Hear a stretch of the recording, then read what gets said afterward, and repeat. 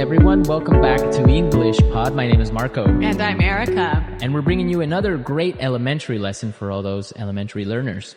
In today's lesson, we've got some excellent language that will help you to describe someone's appearance. It's something that everyone has learned before in school, describing people. So we're going to review that and give you some better phrases. Some real English phrases. Real English phrases. Yeah. Okay, great. So let's listen to our dialogue for the first time, and then we'll come back and talk about it.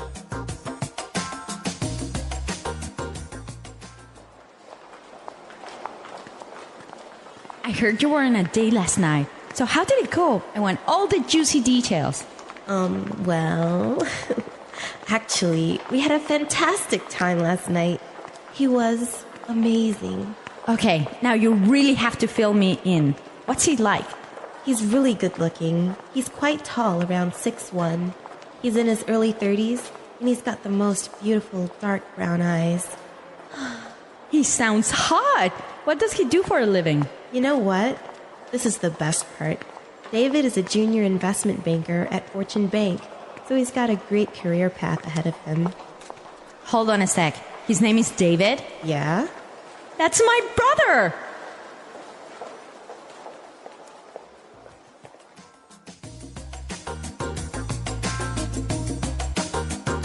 All right, so interesting dialogue. Small world. It is a small world. I don't know how I would feel about dating my friend's brother. Really? No, I wouldn't feel good about it. Why? Well, because if you break up with the brother, then that means you'll have to end the friendship with your best friend. Maybe. Dangerous. Girls are more complicated with that. We're not that complicated. Yeah. Well, you know what? Let's look at the language before this gets too far. All right, let's take a look at language takeaway. Language takeaway. On language takeaway today, we're bringing you 3 words. The first one is heard. Heard. Heard. Heard. So you guys know this word. Past tense of hear, right? Right. But the way it's used is quite interesting. Mm-hmm. Let's listen to a couple of examples of how it's used. Example 1. I heard you're dating a new guy. Example 2. Julie told me she heard that you're pregnant. Example 3. What? You got fired? I heard that you quit. So when you say, for example, oh, I heard you were pregnant. Whoa. This is like telling someone that you found some information about them, but you're not sure if it's true or if it's false. Okay. Our next word, fill me in. Fill me in. Fill me in. Fill me in. So when you tell someone to fill you in, you're saying, tell me about it. Tell me the details. Uh-huh. I could say, I'm sorry I was late for the meeting. Can you fill me in on what happened? Exactly. Or I could say, I missed the first 5 minutes of the movie. Fill me in. Exactly. Mm-hmm. Okay, great word. And our last phrase today, career path. Career path. Career path. Career path.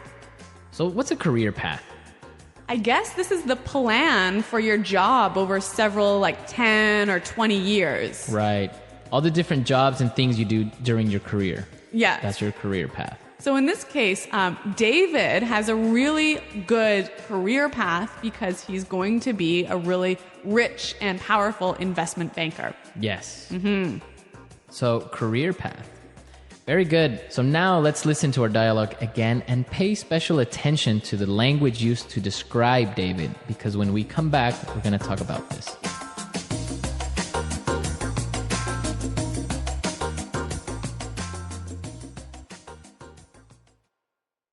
Irene, I heard you were on a date last night. So how did it go?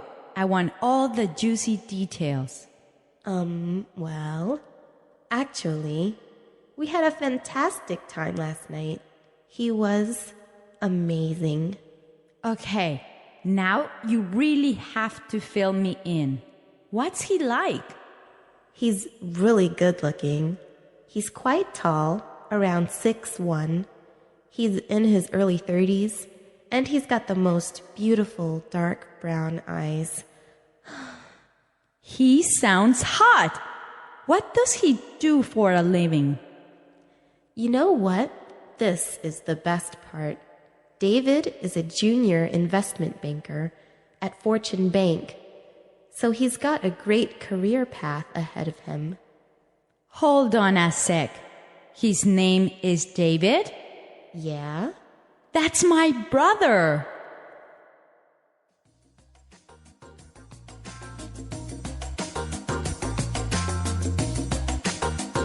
So we found some really great words and phrases used to describe someone. Exactly. There's a lot of language in here talking about the way someone looks.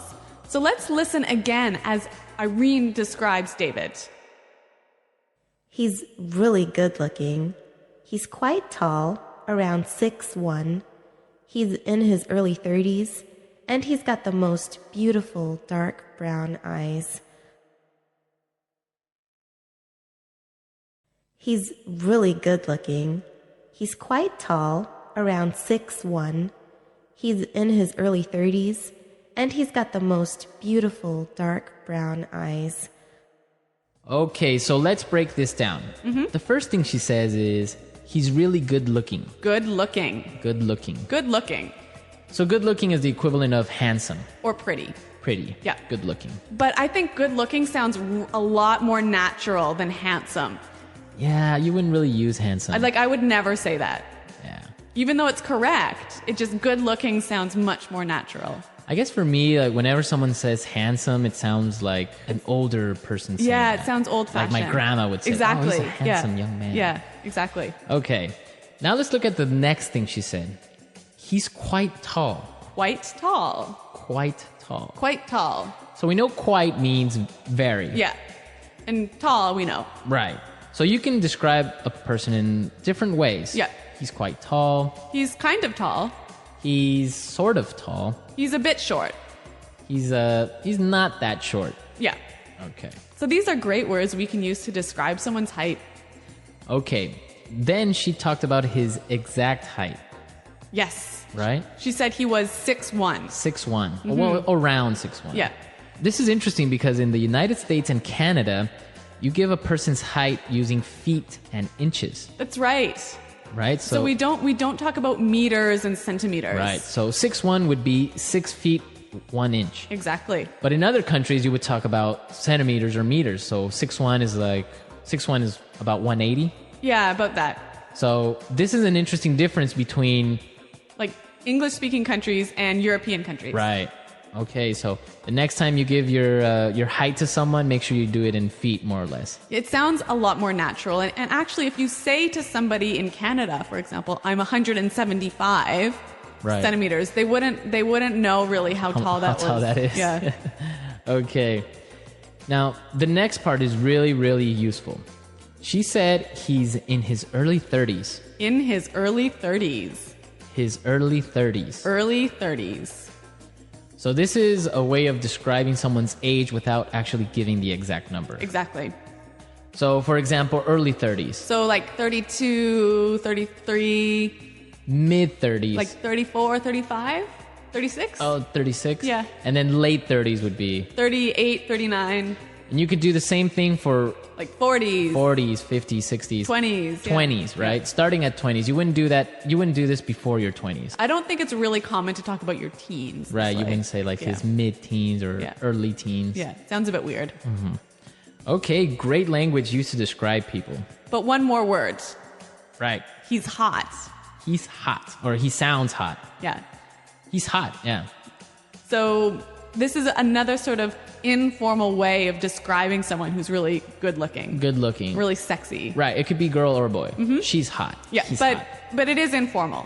It is really informal. Maybe even a little bit offensive. You wouldn't go up to a girl and say, wow, you're hot. No, it's a little bit too impolite. Right. You Yeah. would say, wow, you're really pretty or you're Yeah, yeah, yeah. gorgeous. Yeah. But you wouldn't say, wow. you're No, you would never say that to somebody. Right. That's Yeah. something you would comment with your friends. Yeah. Okay, so we've looked at some really good language for describing people. Now we could listen to our dialogue a third time, and I'm sure you will understand everything.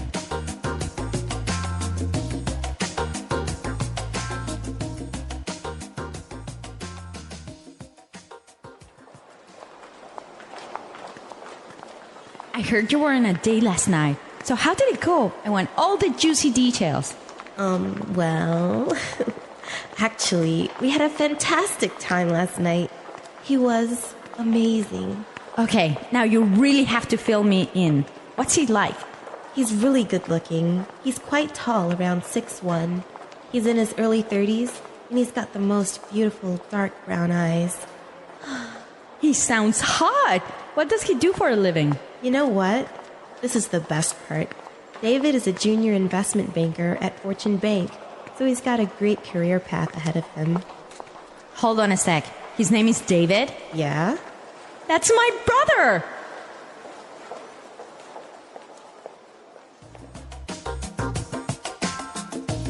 Okay, so we looked at really useful language for describing people, and Yep. we want you to describe your girlfriend, boyfriend, Or even yourself. or even yourself. What do you look like? How tall are you? How old are you? How old are you? Yeah. And try and use the language from today's lesson. Right. So come to EnglishPod.com and leave your questions and comments on our website And your descriptions. and your descriptions. Yep. And we'll definitely be there to answer any doubts as well. Yes.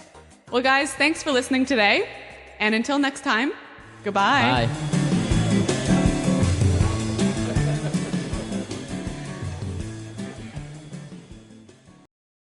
I saw your new class list today, and it seems like you've got a lot of new students this semester. When I looked at their names, I remembered how much I used to struggle describing people's appearance when I first started learning English.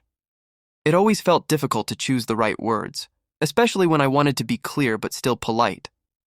Do you remember the first time you learned how to describe someone's face, hair, or body shape? Of course I do. I think everyone goes through that stage where simple descriptions feel complicated, especially when you're not sure which words are natural and which ones sound strange. But the good thing is that describing someone's appearance becomes much easier once you learn the basic structure and a few useful expressions. Actually, I think we should practice it together now, so the students get a natural example of how two people really talk. Great idea. Maybe we can start by describing someone we both know, like our coworker Daniel. He's the perfect example because his appearance is very easy to describe in clear English. For instance, the first thing anyone notices about him is his tall height. He's much taller than most people in our office, and that always makes him stand out right away when he enters the room. Exactly. And another thing about Daniel is his hair. He has short brown hair that's always neatly styled, almost like he never has a bad hair day. When students hear descriptions like short brown hair, it helps them understand how adjectives work together in English. We usually put the length first, then the color. And this is one of those small grammar rules that really makes descriptions clear and natural. Speaking of small rules, another helpful point is how we talk about age in a respectful way. Daniel looks like he's in his late 30s, but we wouldn't say he's old or anything like that. Instead, we would say something like, he's a middle-aged man, or he looks like he's in his 30s. These expressions are polite, simple, and perfect for elementary to intermediate learners who want to sound natural. Right? And describing someone's face is another important skill. Daniel has a friendly face with a strong jawline, and he always smiles when he talks. When we describe faces, we often use words like round, oval, square, or long. These words are not difficult, but students need to hear them in real sentences to really understand how to use them without sounding robotic or too formal. I agree. And don't forget about eye color. Daniel has light brown eyes, and they actually match his hair color quite well. Many students only know brown, blue, and black, but there are more useful words like hazel, dark brown, and light blue. Even beginners can use these words if they hear them in natural conversations like this one. It helps them build confidence when describing someone accurately. Yes, and confidence is everything in speaking. When students want to describe someone's body shape, they should keep it simple and polite. For example, Daniel is tall and a little slim.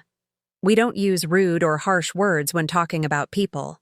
Instead, we choose softer and more respectful vocabulary. That's something every learner needs to understand from the beginning. Another good example is how we describe the way someone dresses. Daniel usually wears clean, smart clothes, shirts, trousers, and sometimes a blazer. He always looks professional. Students can practice phrases like, he's wearing a blue shirt or she has a long dress on. These structures help build solid grammar while keeping the vocabulary simple and useful for everyday life. That reminds me, maybe we shouldn't only talk about Daniel. Let's also describe someone with completely different features so students don't think that appearance descriptions are only about tall people with brown hair. How about describing our friend Maria? She's short, energetic, and has a totally different style from Daniel. Perfect choice. Maria is a great example because her appearance is colorful and easy to talk about. The first thing you notice about her is her curly hair. It's long, black, and very shiny. She usually wears it in a ponytail, but when she lets it down, it makes her look like she's in a shampoo commercial. Her hair is a good opportunity to teach words like curly, straight, wavy, long, or shoulder length. Yes, and Maria's face shape is also different. She has a round face with soft cheeks, and she always seems cheerful. Her eyes are dark brown, almost black, and they become even brighter when she laughs. Describing emotions that appear on someone's face is also useful because appearance isn't only about physical features, it's also about the expressions people show. Another great point. Also, clothing is important with Maria because she loves bright colors. She often wears yellow or red shirts and she likes patterned scarves. When describing clothes, we can use phrases like she's wearing, or he has on, or she usually wears. These are simple sentence structures, but learners use them all the time in real communication. I also think it's helpful to mention height and body type again while describing her. Maria is not tall, she's short, but she has a very energetic presence. Many learners only focus on the words tall and short, but they should also learn average height and medium build, which sound natural and polite. Maria is a good example of someone who is short but strong and confident. True. And I think that describing people's style can be very useful for daily life. Maria likes casual clothes, but she always adds something unique, maybe a colorful bracelet or a hat. Words like casual, formal, and sporty help students describe clothing styles more clearly. These are easy words, but they make descriptions sound much more natural. We should also talk about skin tone because it's an important part of appearance. Maria has a warm, light brown skin tone, and it really matches her bright clothes. When teaching this, it's important to keep descriptions respectful and simple. Phrases like light skin, dark skin, brown skin, or fair skin are enough for beginners and intermediates. And one more thing learners should practice is describing small details. For example, Maria often wears glasses when she reads, so students can use sentences like, she wears glasses, or he has a beard, or she has freckles. These details make a description richer and more complete without becoming too complicated for elementary learners. That's a great point. Details really help paint a clear picture in the listener's mind. And honestly, this whole conversation is exactly how students should learn, through natural examples and real descriptions of real people. It helps them understand not only the vocabulary but also the rhythm and flow of English when people talk casually. Exactly. And before we move to the next part, I think learners should try describing someone they know using the same structure we used here. Start with height, then hair, face, eyes, body shape, clothing, and finally small details. This order makes everything organized and easy to remember, especially for beginners. Yes, and that kind of practice really builds strong speaking skills. Now that we've shared clear examples of Daniel and Maria, I think we're ready to continue with more advanced appearance descriptions in the next part. There are still many useful expressions that students need to hear in natural sentences, so let's continue this in part 2. Now that we've covered the basic structure of describing someone's appearance, I think we should talk about more subtle details that help learners sound even more natural. For example, when describing age, we can use phrases like, in his early 20s, in her mid-30s, or in his late 40s. These expressions give listeners a clear idea without needing exact numbers, and they're easy enough for elementary learners to start using. Definitely. And expressions like, he looks younger than his age, or she seems older than she is, are also helpful because sometimes appearance doesn't match real age. These phrases make conversations richer. Students often want to talk about someone's age politely, and these structures let them do it without being rude or direct. Another important topic we should include is describing hairstyles. Many students only learn long, short, straight, curly, but real life has many styles. For example, some people have a fringe, also called bangs. Others have braided hair or shoulder-length hair with layers. When learners understand these words, they can describe people much more accurately, especially when talking about friends or characters in stories. Yes, and body language is another interesting angle. Even beginners can include simple details like, she walks confidently, or he stands with his shoulders straight. These descriptions add personality, not just physical features. They show how someone moves or how they usually behave, which is a big part of how we see people in daily life. Speaking of behavior, expressions and emotions are also essential. You can describe someone by saying, he has a serious expression, she has a warm smile, or he looks tired today. These sentences are perfect for everyday conversation because they describe appearance in the moment, not just permanent features. Exactly. And we should also bring up accessories again. For example, someone might wear a silver necklace, a watch, or a pair of earrings. Students often forget these details even though they're simple to describe. When they say things like, she's wearing a blue scarf and small gold earrings, it makes the picture of that person clear and complete. Another helpful category is facial hair. Many learners want to describe men accurately, so they need words like beard, mustache, clean-shaven, or stubble. For example, he has a short beard, or he is clean-shaven, are easy, natural phrases that elementary students can learn quickly. Yes, and we can also mention skin features. Some people have freckles, dimples, or smooth skin. These details are simple, but make descriptions more realistic. For example, she has small dimples when she smiles, is a lovely and natural sentence that learners can practice without feeling overwhelmed. We shouldn't forget describing height and weight in a polite way. Instead of strong or rude words, we say things like, he is quite tall, she is a little short, or he is medium build. These expressions keep the tone friendly, which is important when talking about real people. And there's also the topic of style personality. Someone might dress casually, someone else might dress elegantly, and another person might prefer sporty clothes. These words help students explain more than just colors or items. They help them describe the overall feeling of how someone presents themselves. Exactly.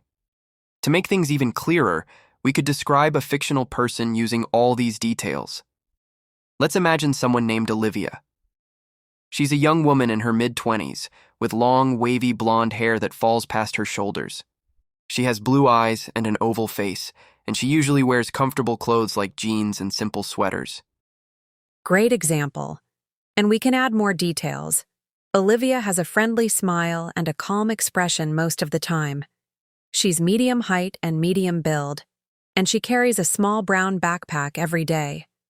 When she walks, she moves slowly and gently, which makes her seem peaceful and kind. These descriptions show how multiple features can work together. Another fictional example could be someone named Samir. He's in his early 30s with short black hair and dark brown eyes. He has a square face and a strong jawline. Samir is quite tall and athletic, and he usually wears sporty clothes because he goes to the gym often. He speaks with confidence, and his sharp expression makes him look very focused. These examples show learners how to describe different people in detail. It's important for them to practice not only by listening, but also by creating their own descriptions. When they build descriptions using height, hair, face, eyes, body, clothing, and details, they become much better at speaking naturally. Absolutely. And what students need to remember is that describing appearance is one of the most useful skills in everyday English.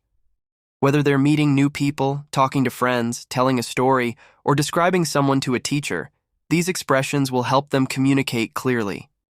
That's true. And by hearing conversations like ours, students get used to the rhythm and natural flow of real English. It's much easier to remember vocabulary when it appears in complete sentences instead of lists. I think this two-part conversation gives them a strong foundation to build on. Yes, and with consistent practice, they'll become confident quickly. The more they listen, repeat, and try describing people in their own words, the better they'll speak. This topic might seem simple, but it's one of the most important lessons in building everyday communication skills. I agree. And now that we've covered so many angles, hair, height, age, clothing, emotions, details, and style, I think learners have everything they need to start practicing on their own. All they need now is to choose someone they know and describe them step by step. The English Pod Audio Review. Listen to the meaning, then say the vocabulary word. Get the information from someone. Hear. Exciting piece of information. Juicy detail. Give me more information. Fill me in. Handsome.